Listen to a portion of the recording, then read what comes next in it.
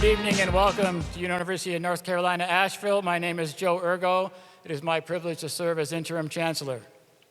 It's our pleasure tonight to host an influential speaker in the contemporary era whose research and writing have sparked nationwide reassessments of the American criminal justice system. Now, as a professor of American literature and culture, I have taught many classes over the years that have studied American slavery, Reconstruction, and Jim Crow era segregation. In the study of American slavery, one of the most difficult concepts to accept is that millions of good people, morally responsible citizens for centuries, accepted slavery as within the natural order of things, indeed thought it to be ordained by God. We want to think that these people were villains. Some were, of course, but most were average citizens of their time and their place. Some were presidents, some were philosophers, artists, and community leaders. In more recent history, millions of people, morally responsible citizens, civic leaders, accepted racial segregation as simply the way things were.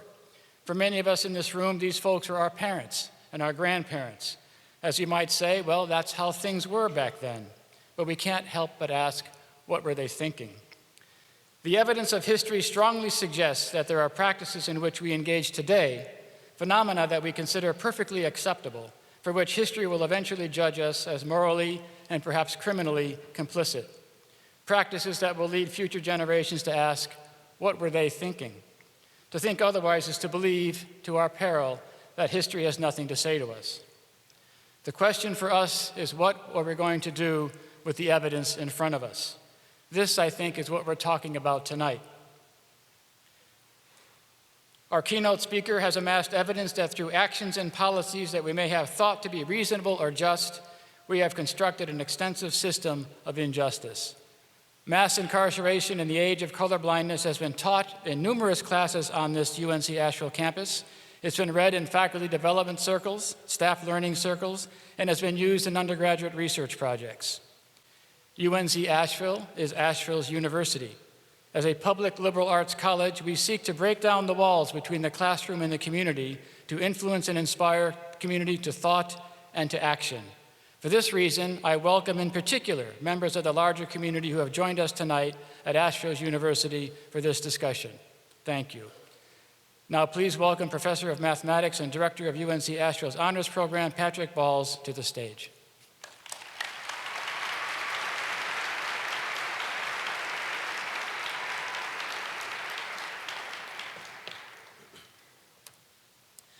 Thank you, Interim Chancellor Urgo, and thank you everyone for joining us here tonight, despite the weather, for this opportunity to enter into conversation with a person who ranks among our nation's foremost scholars and champions of civil rights and social justice.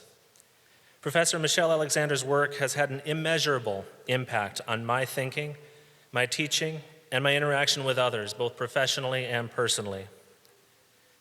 This spring semester marks the 5th term in which I shall share Professor Alexander's work with my students in my capstone course, Cultivating Global Citizenship, and every single one of those terms from the same dog-eared copy of this book that I continue to carry. The New Jim Crow offers the students a thoughtful and considered look into a world few of them may ever encounter, at least encounter directly, the modern American criminal justice system, replete with institutional racism at every stage, from arrest through arraignment and conviction, incarceration, and then to the post-prison world beyond.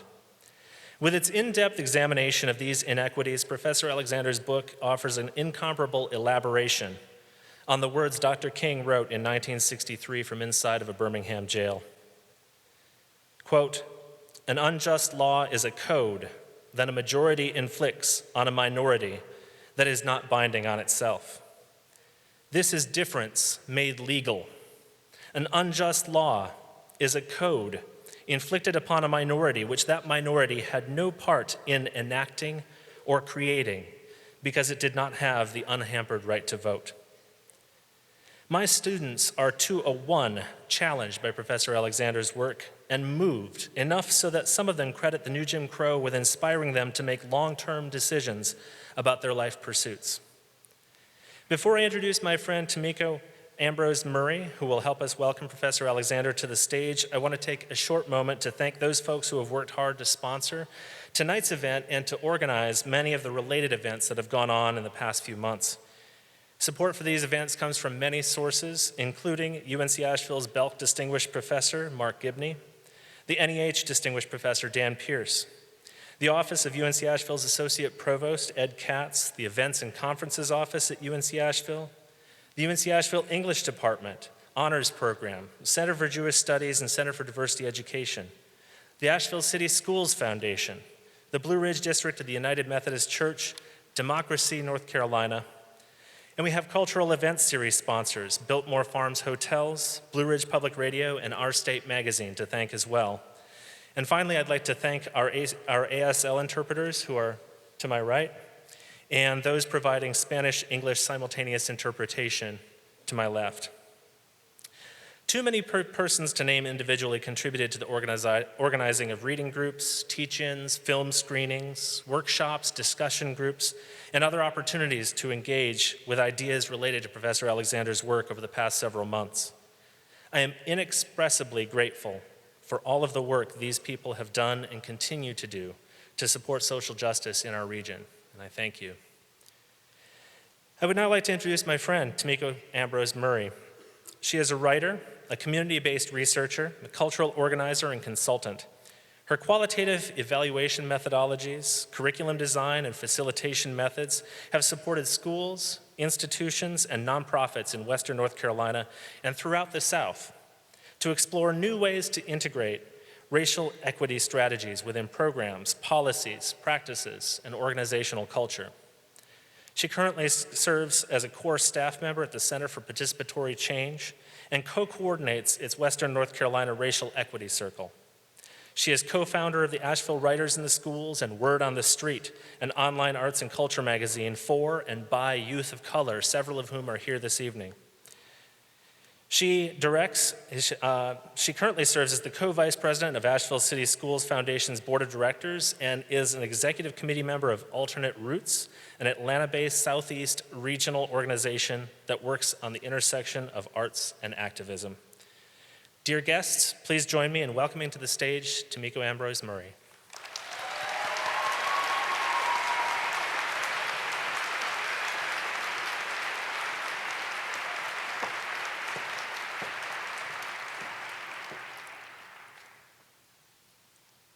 Thank you so much for that introduction, Patrick. I am honored, so honored to introduce Professor Michelle Alexander tonight, and thrilled that there are so many young people in the audience from area schools, middle and high school students, and UNCA students as well. I have been personally so inspired by Michelle Alexander's mission to spark intergenerational conversations about the role of prison and policing in reinforcing a racial caste system in the US. Professor Alexander's work calls us to look the ugly in the eye and to stop placing blame on the individuals who are trapped in the cracks of the system, who are trapped in the cracks of the pavement of the system by the time they're in the third grade, standing in the hallway. Professor Alexander's work inspires me to instead look at the history and the patterns and intricate moving parts that perpetuate racial disparities in all of their forms. A couple years ago, along with students and community members, I attended a book group and a dialogue that was led by Drs. Dwight Mullen and Marcus Harvey and held at the Burton Street Community Center. It was an important moment that revealed a new platform for an ongoing community dialogue which would ultimately include individuals who are directly impacted by the mass incarceration system in Asheville and beyond. Professor Alexander's work is an acknowledgement of the humanity and of those who who see their ancestors, their family members, their communities, or even themselves reflected inside of the history, the stories, and the statistics found in the pages of the New Jim Crow. Professor Alexander challenges us to acknowledge that racial divisions and resentments that give rise to mass incarceration and warns us that we must cultivate an ethic of genuine care, compassion, and concern for every human being if we are to interrupt and transcend the racial oppression that persists throughout the centuries. Today, highly acclaimed civil rights lawyer, social justice advocate, legal scholar, and visiting professor at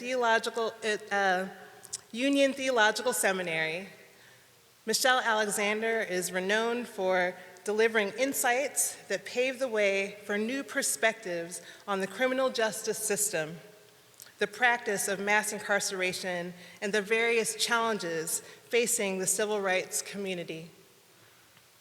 The author of the best-selling book, The New Jim Crow: Mass Incarceration in the Age of Colorblindness, Michelle draws from her celebrated work as she peels back the curtain on systemic racism in the US prison system and initiates frank, open dialogue about race relations and injustice in America. Please join me in welcoming Professor Michelle Alexander.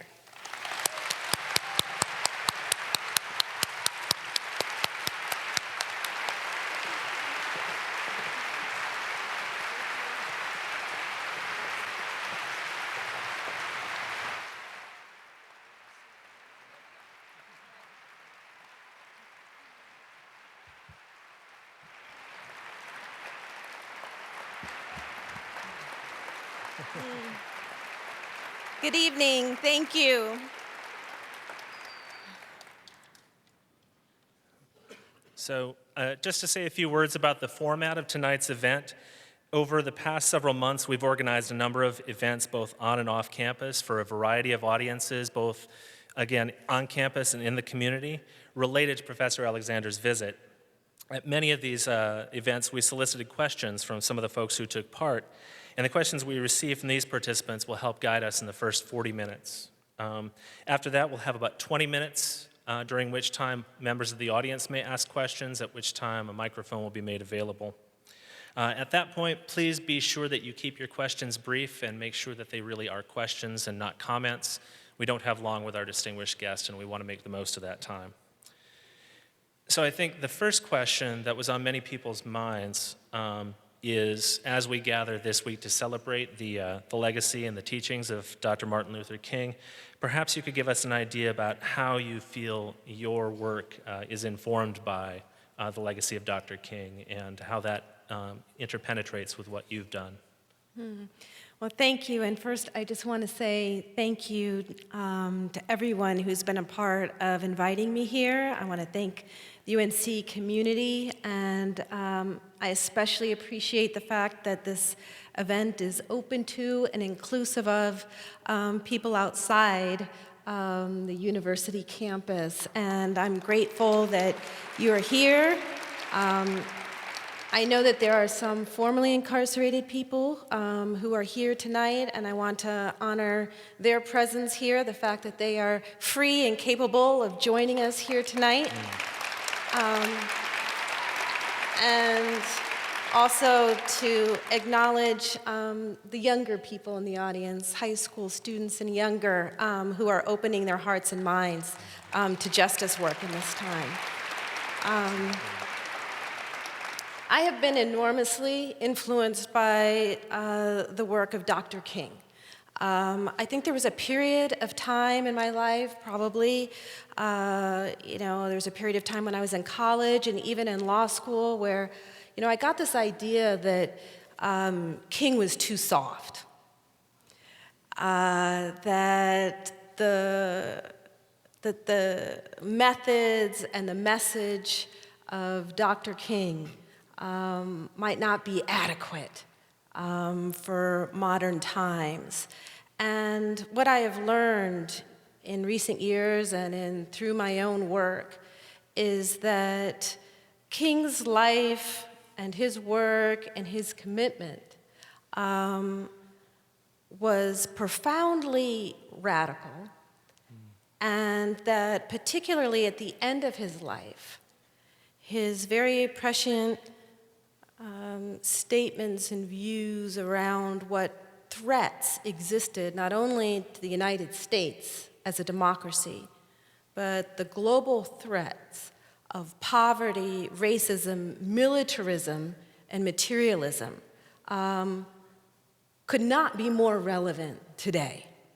And certainly when it comes to mass incarceration and thinking about the challenge that we face being the most punitive nation in the world, a nation that advertises itself as the land of the free, and yet has the highest rate of incarceration in the world, and denies millions of its own citizens the right to vote. Poverty, racism, militarism, and materialism is what gave birth to mass incarceration in this country. And Dr. King could not have predicted it. No one would have imagined in 1968, when he was assassinated, that a new system of racial and social control would emerge from the ashes of the old Jim Crow and would lock up more than 2 million people and relegate, more than 7 million people to a permanent second-class status, not unlike the one that we had supposedly just left behind.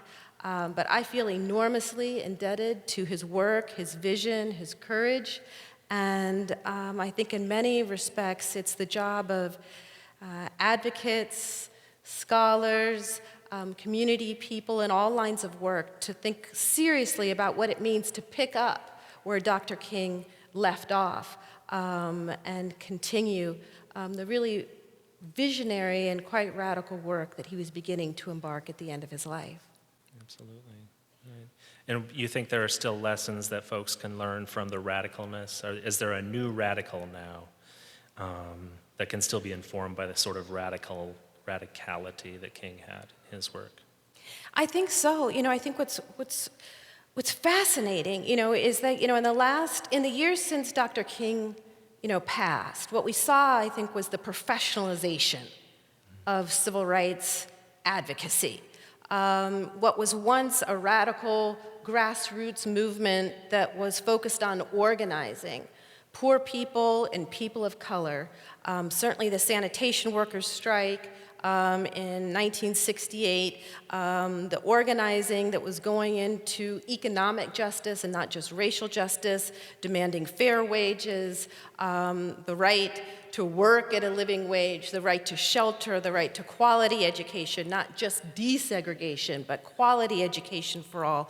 What was really a radical kind of democratic socialist vision for what truly multiracial, multi-ethnic, egalitarian democracy ought to be was underway. There was a movement that was emerging in those years that was cut short. And after Dr. King's passing and many of the divisions in the movement, facilitated in large part by the FBI and COINTELPRO and the undermining of the Black freedom movement, what we found is that, civil rights organizations like the NAACP and others became political insiders rather than outsiders and became increasingly disconnected from the communities that they claimed to represent. And litigation strategies and lobbying, became the primary methods of attempting to not only further racial justice in the courtrooms and in the halls of power, but to hold on to the gains that had been won in the civil rights movement as a backlash was brewing in the 1970s and then certainly in the 1980s as segregationists and former segregationists found that they could no longer say segregation forever and began calling for law and order and get tough on them. And it's so encouraging to see, particularly in the wake of Ferguson and the movement for Black lives, as well as the organizing that has occurred in recent years around climate change and Occupy Wall Street. There's a growing awareness that it's people themselves who need to organize and be willing to take great risks, not just by going into the streets, but speaking truth to power in whatever institutions in which they might find themselves, and waking themselves up and others around them about the wide range of political, social, and racial crises that we find ourselves in at this time. Excellent.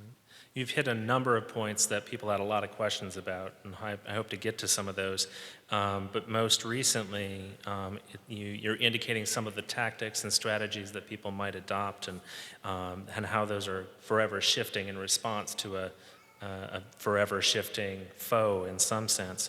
Perhaps you can say a little bit about where you perceive the new battlefield is for civil rights, criminal rights, in a legislative or a legal sense, but also in a moral sense. I know some of the work you're doing now, especially since your appointment at the Union Theological Seminary, concerns things that are perhaps beyond the legal. Maybe you can say a little bit about each of those avenues. I think they're all important. Very often people will say to me, what's the most important work that needs to be done now? Is it litigation? Is it lobbying? Is it organizing? Is it public education or consciousness raising?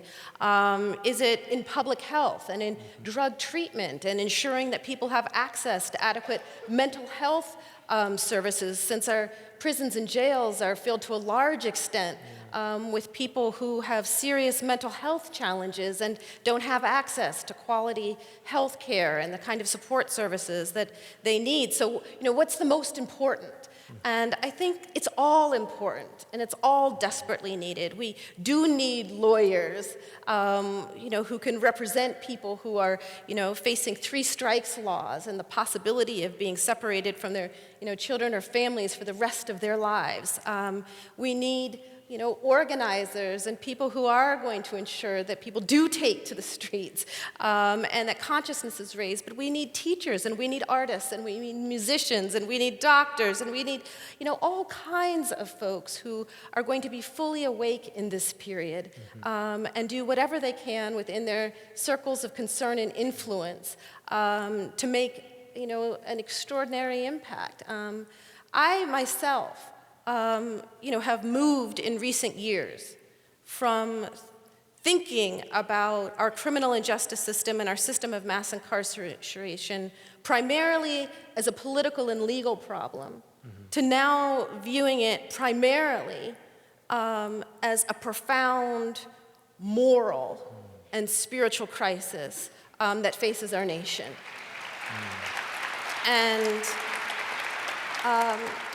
that is why I chose to leave, the practice of law and being a law professor to spend some time in a seminary, a wonderful seminary, Union Theological Seminary, which, has been at the forefront of many progressive social justice movements over the years, and to go to a place where people are explicitly and very intentionally thinking about justice questions and movement building from a moral and spiritual perspective, not just merely in terms of power struggles and how to win short-term political gains. And it seems to me that Dr. King and so many others who are part of the Black freedom struggle understood that racial and social justice, at its core, these are moral questions. It's not just questions of power, how we achieve power or to elect more people of certain colors or certain political persuasions, but ultimately, who are we as a nation? Do we acknowledge the dignity and humanity of each and every one of us? And what does it mean as a matter of public policy and politics when we put those deep moral beliefs, spiritual convictions into action by standing up and speaking out and organizing in support of the kinds of laws, policies, and practices that would, to borrow kind of a phrase of Cornel West, justice is what love looks like in public. That, at the end of the day, really, if we are going to do justice to one another, we are going to have to show care, compassion, and concern through our rules, laws, and policies, not simply through our rhetoric. No, absolutely, and it begins everywhere. It begins, everyone has their role to play, the faith communities, as you've mentioned. It really begins in some sense, and you nodded to, and we acknowledge the presence of a lot of young folks here. Mm-hmm. I'm wondering what some of the high school students that are present tonight took part in a workshop here on campus, and one of the struggles the college students had was, how do we talk about this work with high schoolers? And maybe you can speak a little bit to that. How do we engage the youth of our nation in these issues? How do we toe that line between involving them, including them in these important conversations and actions at an age-appropriate way, I guess? What would Well, you say? I have to say, in my experience, young people get these issues way quicker than the rest of us. And, I think, when you have a conversation with a young person about whether or not it is fair or just for someone to receive a sentence of life without parole for a first-time nonviolent offense that they committed at the age of 18. Mm-hmm. It doesn't take a lot of data or policy analysts for young people to be able to say, that's wrong, that's immoral, we ought to be doing something about that.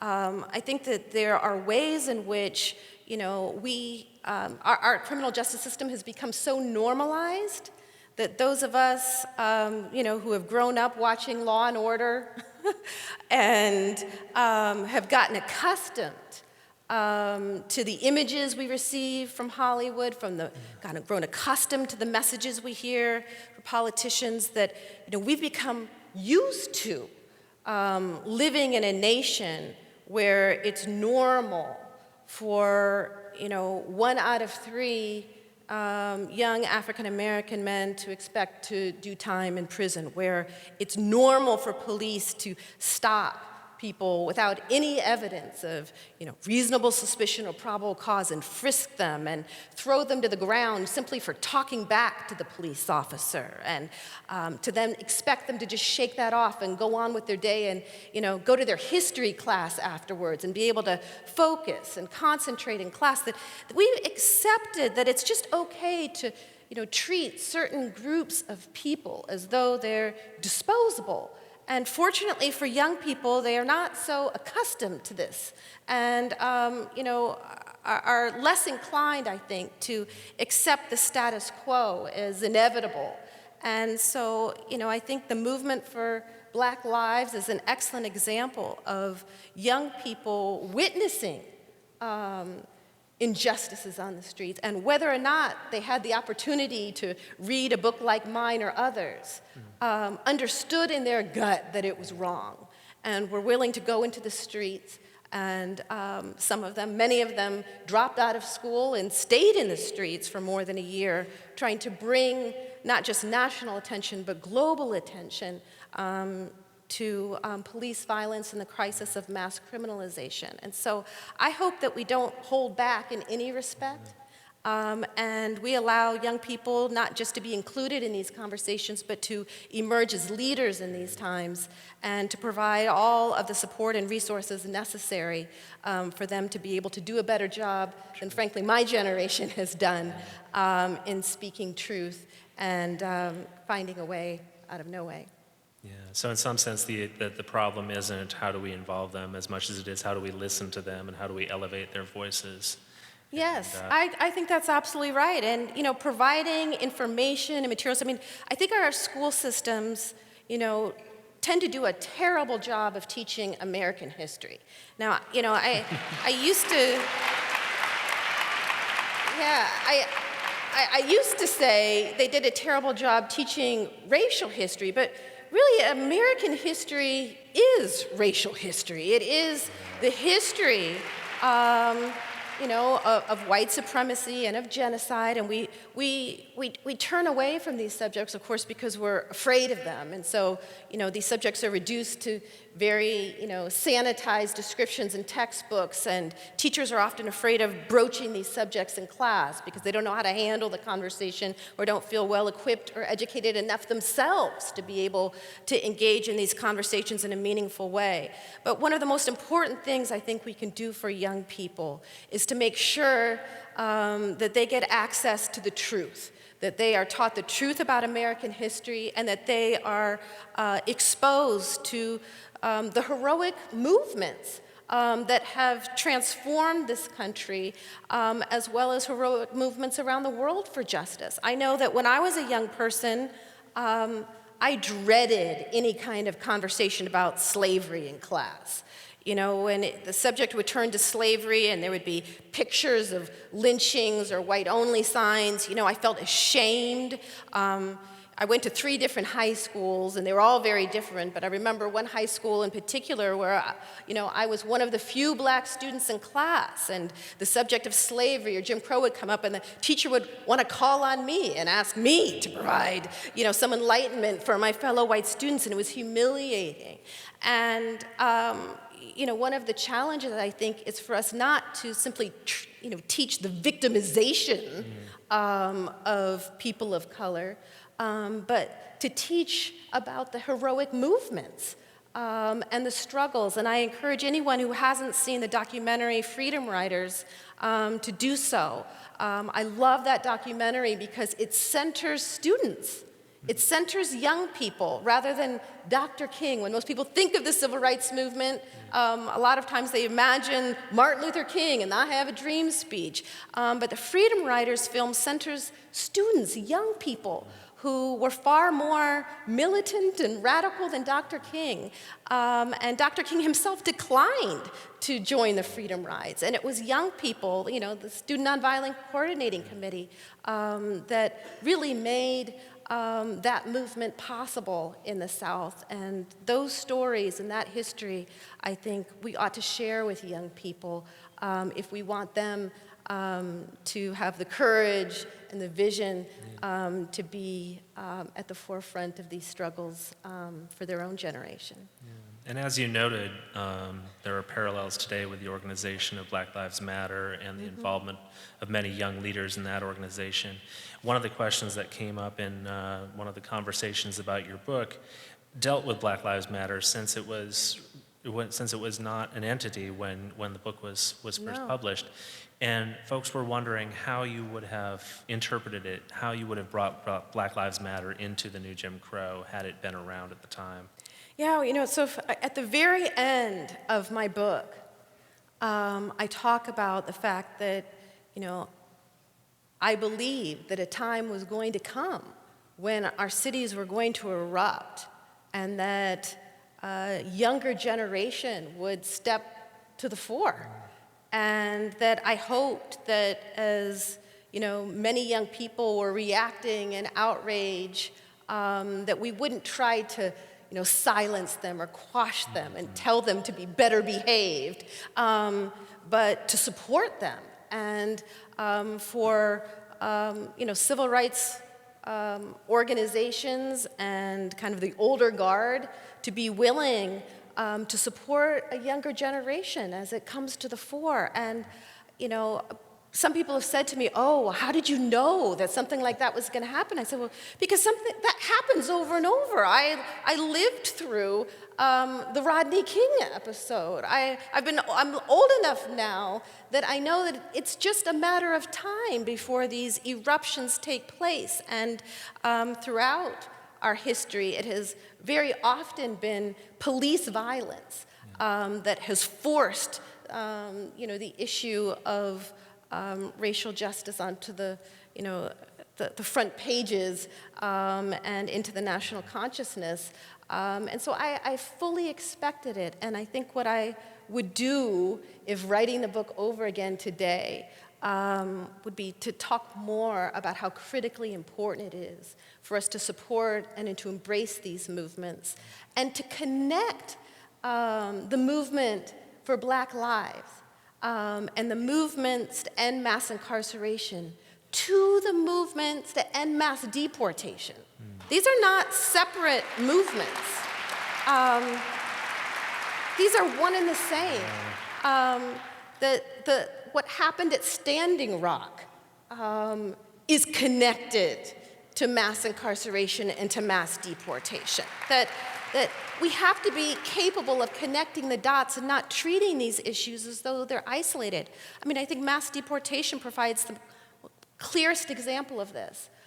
The same playbook, the same political playbook that was used, the Southern strategy of attempted, politicians deliberately using racially coded, racially divisive political appeals to appeal specifically to poor and working class and disaffected whites, an attempt to build support for a Get Tough movement. That strategy, which gave birth to the war on drugs and the Get Tough movement and the quintupling of our prison system in a few short decades, that precise strategy is the one that Donald Trump rolled out in calling for a wall and calling for getting tough on immigrants and reacting to the shifting demographics in this country and appealing to fears and economic anxieties among poor and working class whites. It's the exact same playbook. And a few decades ago, working class whites and really white folks of all classes were anxious and fearful about what it meant for them and their children's future if suddenly their kids were going to have to compete on equal terms for limited jobs with this whole group of people that had been formally trapped in a permanent second-class status. What would it mean for them to have, millions of Black people suddenly, integrated into the mainstream of economy and in, places of higher learning and competing for corporate jobs? What would that mean for them? And today, with demographic shifts and the fights around immigration, the same question has been presented, and we have seen a nearly identical response. And so for us to treat mass deportation as something unique, something different than the rise of mass incarceration, I think, is to deny that they are both products of the politics of white supremacy that have played out over and over again in this country with stunningly predictable consequences and a stunningly predictable pattern. And I believe mass deportation and mass incarceration are really the same issue. The private prisons that exist today, the private detention centers that are locking up undocumented immigrants, wouldn't even exist if it hadn't been for the war on drugs and the Get Tough movement. They wouldn't even exist today. And so when we're thinking about how do we build movements that really help to ensure that all of us are treated with dignity, care, compassion, and concern, we have to be very careful not to fall into the trap of imagining that an assault on one group of people has nothing to do with us. Because, of course, as they, it said, they may come for you, in the morning, but they will be coming for me by evening if we do not speak up and connect the dots between these various assaults on our liberties. You mentioned at the beginning of your remarks and just now in talking about strategies that have this cyclical nature, political strategies coming around again, and explosive responses to oppression and repression coming around again. One of the questions folks were really interested in knowing more about is What's next? I mean, you talk a lot in your book about how slavery, at least on its face, ended, only to be replaced later on with Jim Crow, and Jim Crow eventually ceding its position to mass incarceration. So folks would like to know, and perhaps you would as well, what's next? If there is to be an end to mass incarceration, what will it look like, and what might step into its place? Well, I think it's always tricky trying to predict the future. But I think what we can see is already happening right now is that mass incarceration is in many states being replaced to some degree by mass surveillance. And, unfortunately, in some sectors of kind of criminal justice reform circles, things like GPS tracking devices that are being placed on people, who are on probation or parole, being treated as, an enormous advance, as a big win for criminal justice reform. That as sentences have been reduced in some states, people are actually being put on probation and parole for longer periods of time, but have tracking devices on them. And cameras are installed in their homes or their apartments to keep watch on them. And I think what we're seeing is that it will become easier to place people, entire communities, under perpetual surveillance without being in actual cages.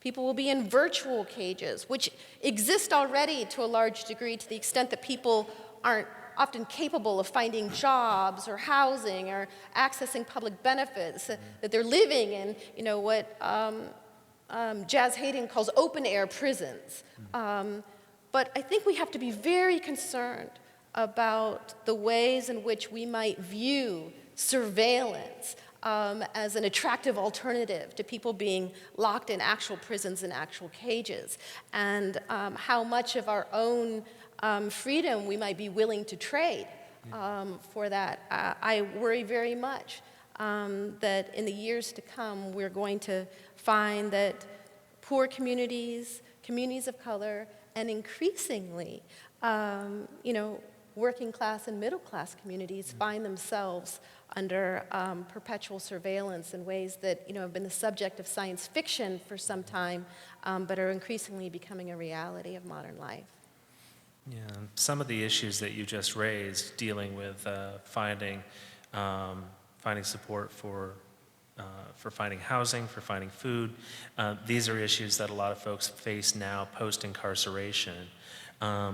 And I was wondering if you might say a little bit. There were some questions that folks have, voting rights being one of these things. Mm-hmm. A lot of states, most states, taking away the right of felons to vote upon conviction or incarceration. Some folks were wondering if you might say a little bit about, for instance, the recent special election in Alabama, Yeah. where the African American vote especially among African American women, played a major role in the success of Doug Jones and his candidacy for Senate. Do you expect there to be a backlash? Do you expect there to be a doubling down on voter disenfranchisement, for instance, following this? Well, there's always a backlash. And I think that's, part of the lesson, not only of, these cycles that we've seen throughout history, but, that there was a backlash, obviously, to Obama's presidency. Mm-hmm. That every gain for racial justice has always been met with a backlash. And I think that rather than being surprised by this, it's something that we have to do a better job of anticipating and preparing for. I was delighted to see the result in Alabama, and not only did an enormous amount of, was it due in large part to, the voting of African American women, but a much less reported story is the voting drives and the registration of formerly incarcerated people in Alabama was an important part of that victory and that effort, and I remember actually when Al Gore lost the presidential election, in 2000, and there was, a tremendous amount of concern about how close the election was and how he just barely lost Florida. But of course, if formerly incarcerated people had had the right to vote in Florida, Al Gore would have been president of the United States rather than Bush, and our nation's history would have taken a very different turn. And so I think recognizing how important the voices and engagement of formerly incarcerated people are to the health of our democracy, I think is an important part of the political organizing and consciousness raising work that we need to do in the months and years to come. And one of the things I've been most delighted to see in the several years since my book was first published is how formerly incarcerated people have emerged as a political force with Ban the Box campaigns and challenging voter disenfranchisement, and organizations like Just Leadership USA and the Ordinary People Society and All of Us or None. I could go on, but there is so much more organizing and advocacy by formerly incarcerated people who are now emerging as real leaders in this movement than there were just several years ago. Excellent. You mentioned the Ban the Box campaign. That was something that came up in a few of the questions we got. And folks were wondering if you might say a little bit more about Ban the Box and other issues on which you might have other tools or tactics for assisting folks post-incarceration, folks of color perhaps particularly. Ban the Box, affirmative action, what words you might have to share about the status of these today? Yeah, I really think the Ban the Box, and for anyone who doesn't know, Ban the Box refers to the movement to ban that little box on employment applications asking the dreaded question, have you ever been convicted of a felony? Formerly incarcerated people began organizing campaigns in cities and states, seeking that question be eliminated from employment applications because, as a general rule, when that box is checked, applications go straight to the trash. And so making it possible for people who have criminal records to be able to at least get to the interview stage was so important. And we've seen victories across the country where cities and states have banned the box, and a number of large corporations have agreed to eliminate that question from employment applications. And I think those victories are important. I would say, though, that there is some research that suggests that race discrimination may actually be even more severe when the box is eliminated. Data shows that a white person with a criminal record is more likely to be hired than a black person without one. That's the severity of race discrimination that African Americans already face in the employment market. But there have been some studies that suggest that once you take away that box, employers then are even more inclined to view African Americans as likely criminals without any evidence to suggest the contrary.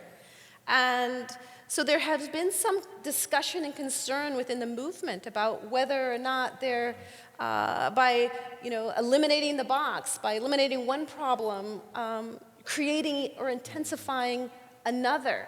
And I think this is one of the traps of purely reformist strategies that are disconnected, if they are disconnected from a larger movement, a larger human rights movement for meaningful work at a fair wage for every human being, no matter who you are, where you came from, or what you may have done. And I personally believe, and I'd be so bold as to say I feel confident that Martin Luther King Jr., if he were alive today, would say, as he said back then, that every human being has a right to work at a living wage, no matter who you are, no matter who you are. And that basic right to work, to support yourself and to your family at a living wage, shouldn't be denied to anyone. based simply on a criminal record. We should make sure that every single person who returns home from prison has a job. Rather than lecturing and finger waving and saying, what's wrong with you? Why can't you get a job even with your criminal record? We should take it upon ourselves to ensure that every single person automatically is placed into work where they can help to support themselves and to their families. There's more than enough work that needs to be done in this country for us to be able to ensure that people returning home from prison have a right to work. These basic human rights to work, to quality education, to shelter, to food, to vote, I think are treated as privileges here in the United States, but in other Western democracies, like Norway, for example, Trump's favorite country, those types of rights are actually guaranteed to citizens, not treated as conditional privileges. I think I might, thank you. I think I might have time for one more question before we open things up to the audience here. And just jumping off of what you've just said, talking about the ability of folks, once they're out back in greater society, to be able to obtain a job. A lot of that depends on their educational level and their ability to attain or achieve an education, which is severely hampered if they don't have access to those kinds of opportunities behind bars. Here we are on a university campus. What advice would you give to folks working in education at any level if they want to engage with folks who are incarcerated?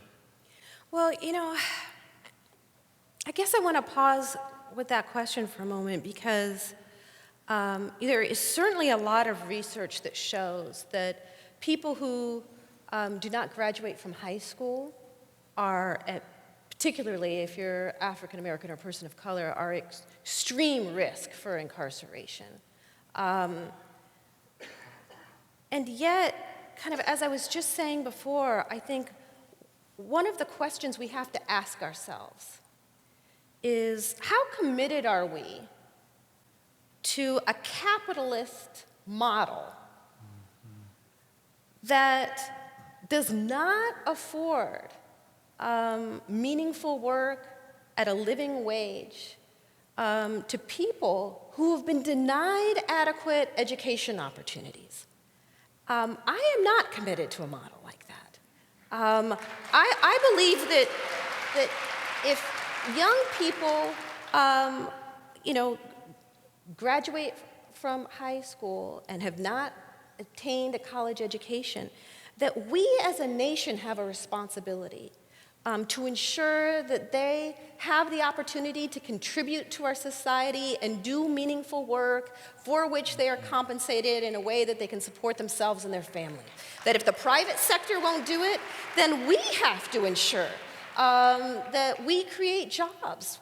And there is more than enough work to be done. You go through most cities and urban areas, and there's potholes, and there's dead trees, and you go through a city like Detroit or Baltimore, and there's so much work that could be done. And yet we have young people standing on the corner, unable to find a job, and by necessity find themselves hustling and turning to illegal work. If we were not committed to a capitalist model that denies work opportunities to people who have fallen through the cracks in some way or have been denied meaningful educational opportunities, we wouldn't have this problem of enormous numbers of people who are chronically unemployed or deemed unemployable. And I think that's why we're in a time right now where we need to begin asking a different set of questions. And it's not just a matter of what can we do to help people who haven't had meaningful educational opportunities, get a job at McDonald's or wherever. But rather, how can we take responsibility as a nation for ensuring not only that everyone has an adequate educational opportunity, but that everyone actually has an opportunity to work at a living wage, whether or not our capitalist economy cooperates in providing those job opportunities. And I think as as you mentioned at the outset, these are moral issues, broader moral issues than they are legal or tactical ones even. Thank you. I appreciate the opportunity we've had to bring these community questions to you and get some answers, but I want to be cognizant of time and turn to the audience now. I think we're bringing out a microphone over here. If folks will line up over by Mr. Asbill over here, if they would like to take a question again, please, questions, not comments, and try to keep your questions very brief in the interest of time. We've got about 20 minutes or so, and I would like you to address Reverend William Barber and the new Poor People's Campaign and your Yes. thoughts on that. I'm one of the state organizers, so Yes. I'm excited. I'm thrilled by the work that Reverend Barber is doing with the Poor People's Campaign. Absolutely thrilled.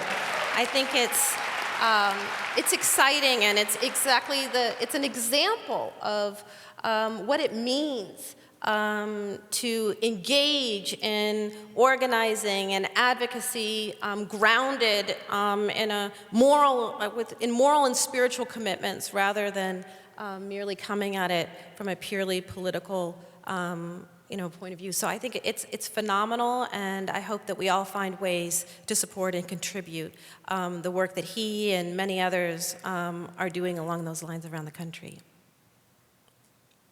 How do you see that for-profit prisons are contributing to mass incarceration? Yes, well,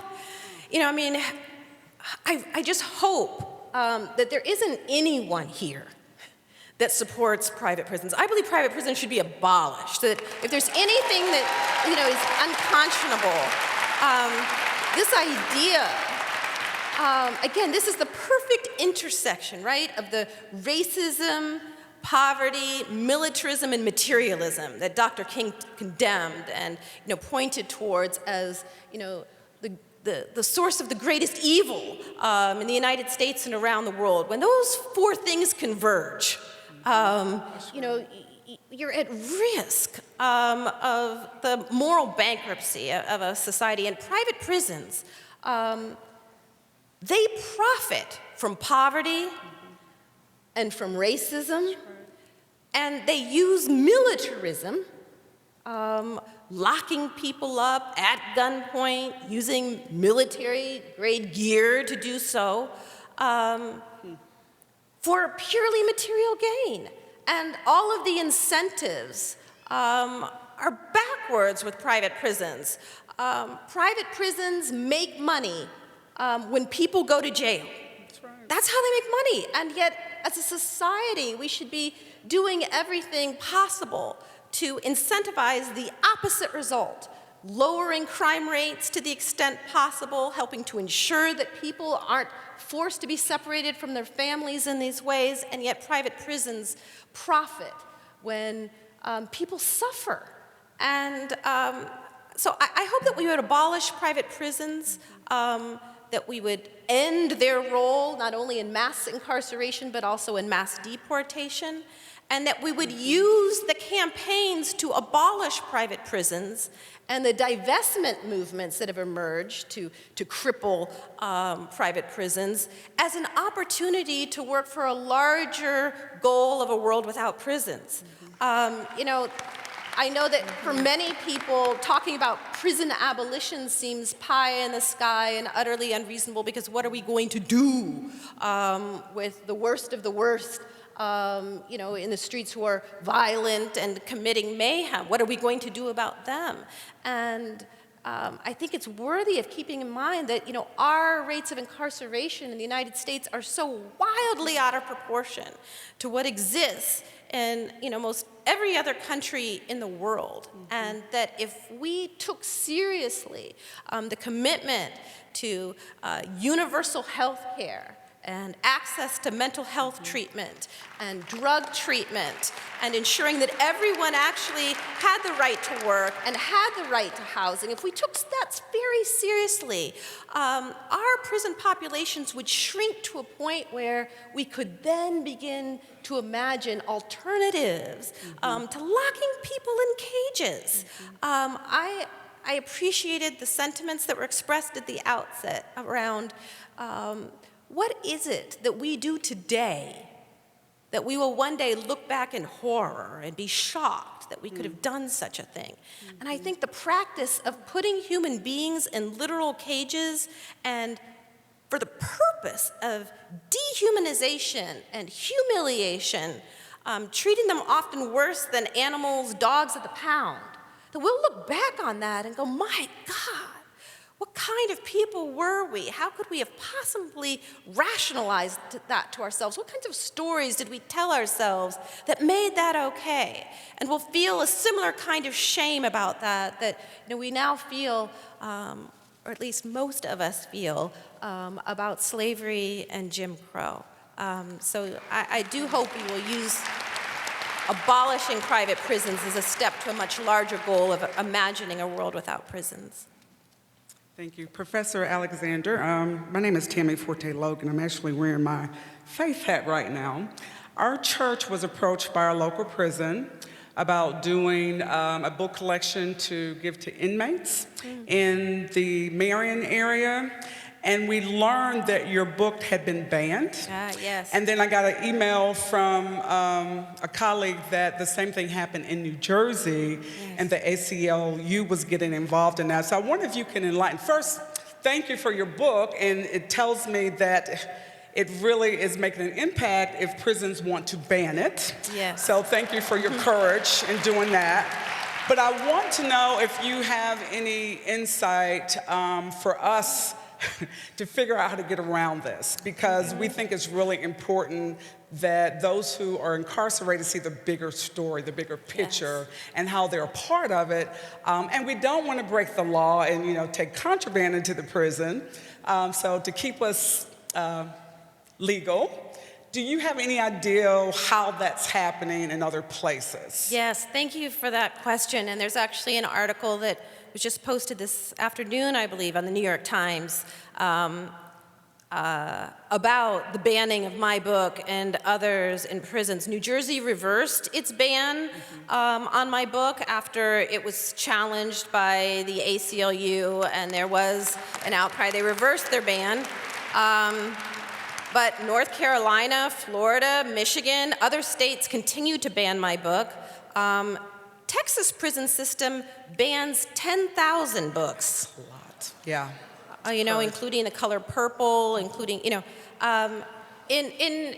New York, there was a pilot program that was adopted about 2 weeks ago that banned virtually all books except, as kind of one commentator put it, except sex novels and Bibles. That all of these books were drastically reduced, as well as all kinds of essentials, toiletries and other items, preventing family members from sending books and other necessary items into prisons unless they went through private vendors and had to pay premiums and go through a process through private vendors. So the ban was actually connected to a profit-making scheme by private vendors. But the bigger point that you're making here about banning books that might enlighten or help to enlighten people who are incarcerated about the political, social, historical forces that got them and their communities locked up, and also might help to point the way towards kind of liberation work. Challenging that, I think, is of the utmost importance, because what it does is it helps to expose the lie of our prison system. Prison systems are called correctional centers. Right? And yet, of course, the very last thing it appears that our prison system is interested in doing is, contributing to the rehabilitation and transformation of the people who are held captive. And, it is no accident that so many prison officials want to prevent prisoners from reading, much in the same way that, slave masters didn't want their slaves to read.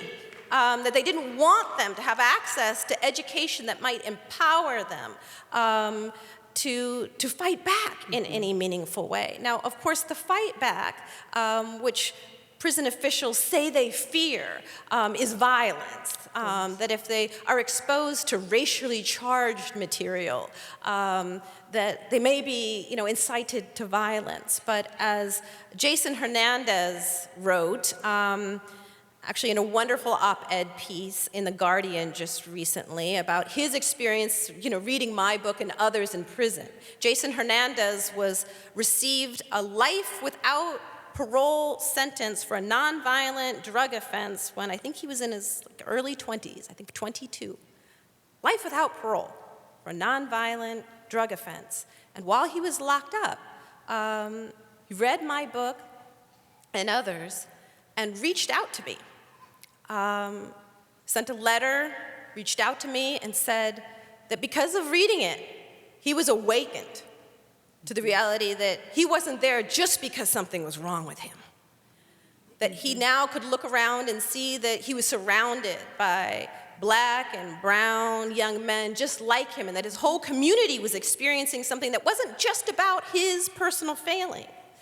And that this awakened him, and he decided that within prison, he was going to found his own organization dedicated to freeing nonviolent drug offenders who had been sentenced to life. He founded that organization within prison. I connected him to the ACLU, which issued a report documenting his story and many other lifers. And he petitioned Obama for clemency, got clemency, and is now out organizing and fighting for the freedom of others. All right. And to me, this is such a beautiful example of what the people who we hold captive are capable of. And they are capable of organizing and deep thinking and movement building right where they are. And by providing access to books and support and other materials, we're helping to support a movement that is growing both inside and outside and making possible justice work behind bars. So please, here in North Carolina, challenge these book bans to the extent possible, and try to get them to reverse their position in the way that New Jersey did and the way New York did, and hopefully other states will. Prisons believe they can get away with this stuff because they think nobody's paying any attention to what prison administrators are doing behind bars. And the minute you begin to shine a light and show, no, we actually care, we're paying attention, things can begin to change. So thank you for your question. Thank you. I hope people in this room will take action. Yes, and I want to say if the ACLU can do that in New Jersey, they can do that in North Carolina. Yeah. And so if they're here, and I know there are people here who know contacts for ACLU, please have them contact Tammy Forte Logan so we can get on it. Thank you, ma'am. Thank you very much. Let's move on to the next question. Thank you. So now that the Obama presidency has concluded, what effect would you say President Obama had on the issue of mass incarceration? That's a difficult question. I mean, especially now when we're President Trump, it's, I think that President Obama did a couple of very important things. He helped to change the tone. He was a president who shifted quite consciously away from get tough rhetoric in a way that was very important.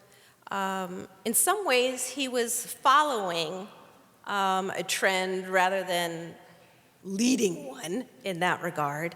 But I think it matters what the President of the United States has to say, and the fact that he visited people in prison, actually went to a federal prison and sat down in the same room with people who are locked up and were willing to hear their stories. I think that matters. I think it mattered that he talked about the importance of scaling back the drug wars and reconsidering mandatory minimums. And I think it was hugely important for thousands of people that he granted clemency, granted freedom to so many people in a way that was unprecedented for any president.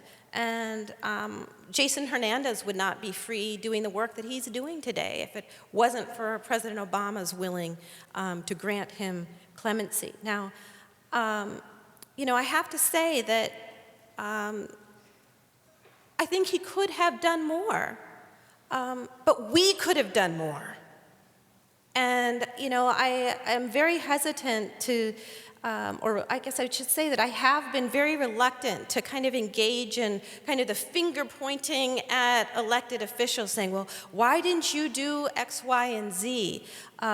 If we ourselves, in our own communities, in our faith communities, in our schools, if we ourselves can't say that we were doing the work that was necessary to engage in consciousness raising and organizing and movement building, then I don't think it's necessarily fair to simply point at President Obama or other elected officials and say, well, what were you doing? Why didn't you do more? I think that question can be asked of all of us. I think all of us, including myself, every one of us, there were things that we could have done more than we did to take advantage of that brief moment of opportunity where we had a president who was saying the right things, and we had people on both sides of the aisle, Newt Gingrich, right along with Nancy Pelosi, saying that we needed some criminal justice reform. And yet, remarkably, despite all of that, so little changed at the federal level. And so I think now it's critically important for us to keep the work of consciousness raising and organizing going at the local and state level. I firmly believe that is where the transformation is going to happen. It's not going to happen at the federal level first. It's going to happen city by city, town by town, community by community, as people organize and wake up and take responsibility for building a movement where they are. And I hope that will happen here in Asheville. It probably already has to some degree, and it certainly has in other states as well, where there have been huge gains in terms of decriminalization of drugs, of legalizing marijuana, of shortening mandatory sentences. And like I said, or at least I've been trying to say, I think that if we imagine that we can somehow fix our criminal justice system in a way that's isolated from our education system and our healthcare system and the necessity of providing work, a meaningful work at a living wage, you know, we're deluding ourselves. There is no fix to mass incarceration. We must end this system, and we must rebirth our democracy so that the basic civil and human rights of each and every one of us, no matter who we are, where we came from, or what we may have done, have been honored. Only then will mass incarceration come to an end in this country. Thank you. I think we might have time for one more question, ma'am. I'm sorry, I'll give quicker answers. My name is Ifia Wangaza. I'm the director of the Malcolm X Center for Self-Determination in Greenville, South Carolina. And while I was not a freedom rider, I was a member of SNCC, and many of my colleagues were freedom riders. Yes.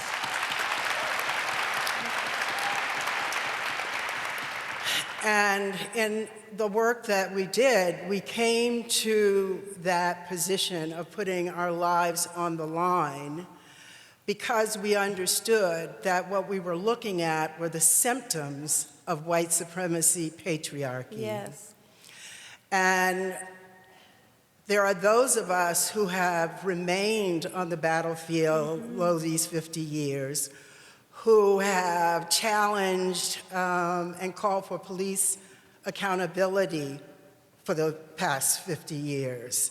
And we recognize that we are arrested, whether our we're belted or sagging, whether we're cooperative, Yeah. compliant, or not.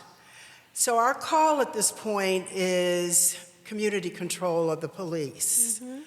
And in that call for community control of the police, we also call for the resistance, again, of the violation of the dignity and worth of us as a person, and therefore to not comply with unlawful orders, and to repudiate the so-called Know Your Rights lectures and programs that are nothing more than citizens, police state obedience trainings, having an extraordinarily detrimental impact on the psychology, the psychology, the spirit, the dignity, especially when imposed on young people. I'd like you to talk to that. Well, first of all, thank you for your work and your steadfast commitment. You know, back when I was a lawyer at the ACLU, there was a period of time shortly after I began working there, and I was doing racial profiling, litigation, and advocacy, that community groups and often churches would call me up and say, will you come and give us a Know Your Rights training? And I would say, sure, you know, I'll go and take my briefcase and go there and start teaching folks about their constitutional rights. You have the right to remain silent, and go through the Miranda rights and on and on. These are your rights. And the more I began investigating patterns of police brutality and abuse and representing folks and listening to their stories, the more and more I became uncomfortable with these Know Your Rights presentations. I was teaching people these theoretical rights that they didn't actually have. No, you actually don't have the right to refuse consent to search unless you want to risk having your face smashed into the hood of the police vehicle.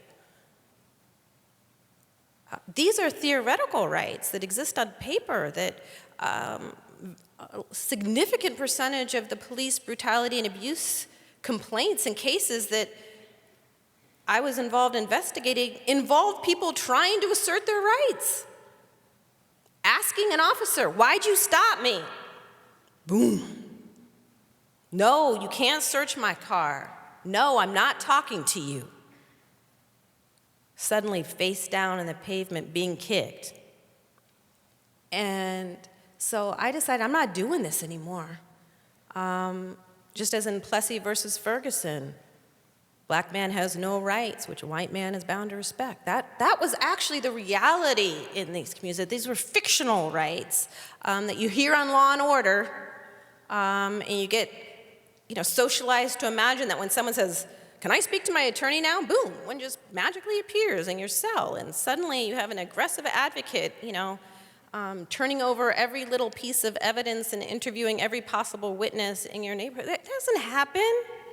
That's fiction. And so I think instead, what you're talking about, which is having really honest conversations with young people about what rights they ought to be entitled to, how the police should be treating them, and what they can actually expect, and having a conversation about how they want to, how are they going to navigate that? What choices are they going to make? What are the consequences of those choices? Are very important. And I personally am not one to, I would never tell any parent or any child that you should refuse consent to search if the police stop you for no reason and want to search your car. That's what you should do because that's your right. You should do that and stand up for your rights. I'm not going to tell anyone that. You're going to have to make a choice for yourself about what risks you are willing to take. And certainly there are times when it is important to take certain risks in order to resist and to stand for your rights. But it's a choice that people have to be willing to make for themselves. a woman named Susan Burton, who's formerly incarcerated, who's a dear friend, and she just published a wonderful book called Becoming Ms. Burton, about her journey from cycling in and out of prison due to a drug addiction to now being a leader of formerly incarcerated, the rights for formerly incarcerated women, and running safe houses for women returning home from prison. It's a wonderful book. But she called me one night and said, you know, some of us are thinking that if we just exercise our right to trial, if we just, when we're arrested, if we just exercise our right to trial, we could shut this whole system down. What do you think about that? I'm like, well, what are you talking about? Because, of course, the overwhelming majority of people who are arrested plea out. You know, almost never, but nobody ever goes to trial. You know, 95, 98% of people who are arrested in many jurisdictions plea out because they're threatened with harsh sentences. Well, if you try to fight this, we're going to throw more at you. You know, you're going to do 10 years, 15 years, 20 years. But if you just plea out, you can just get 2 years or just felony probation. And so people just plead guilty over and over again. She said, but what if we just organize people, enough people to exercise their Sixth Amendment right to trial? Wouldn't we be able to just shut this whole system down? There's not enough courthouses, there aren't enough prosecutors, there aren't enough defense attorneys to handle all the trials that would occur if we just exercise our right to trial. And I thought about it and I said, you're right. This entire system of mass incarceration could be shut down overnight if people who are being rounded up in courtrooms just said, no, I'm not pleading guilty, I'm gonna exercise my right to trial.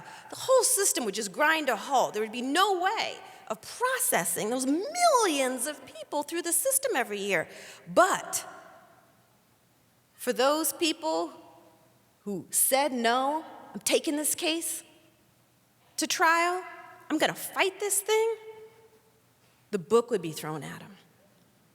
You would have a significant number of people doing life rather than 2 years. Some people would be risking everything. And of course, Susan said, well, maybe it's time for some of us to risk our lives. And that's a question that movement activists, SNCC activists faced, freedom riders faced when they signed their wills before they boarded the bus. And it may be that some movement activists choose to make similar kinds of choices in order to bring an end to the current system and to shock the conscience of our nation. But today, each and every one of us can do something more than we're doing today without risking our lives. Every single one of us. And so I think we got to start there. By doing what we are willing and capable of doing now to advance this movement and to act with greater courage. And if we do, all of us collectively, in whatever roles we have, we can and we will shake the foundations of the system and help to birth you know, a multiracial, multi-ethnic, egalitarian democracy the likes of which this world has never seen. That's the kind of movement I want to be a part of and contribute to. Thank you. Thank you. Thank you, everyone, for your questions. And I'm sure I'm not alone when I say that I appreciate the insights you've brought us and the challenge that you leave with us to do more. And I hope that we all go forth from here tonight thinking about ways that we can get more involved, do more, teach more, be more, and help to change the world. I hope everyone will join me in thanking our speaker, Professor Michelle Alexander. Thank you for having me. Thank you.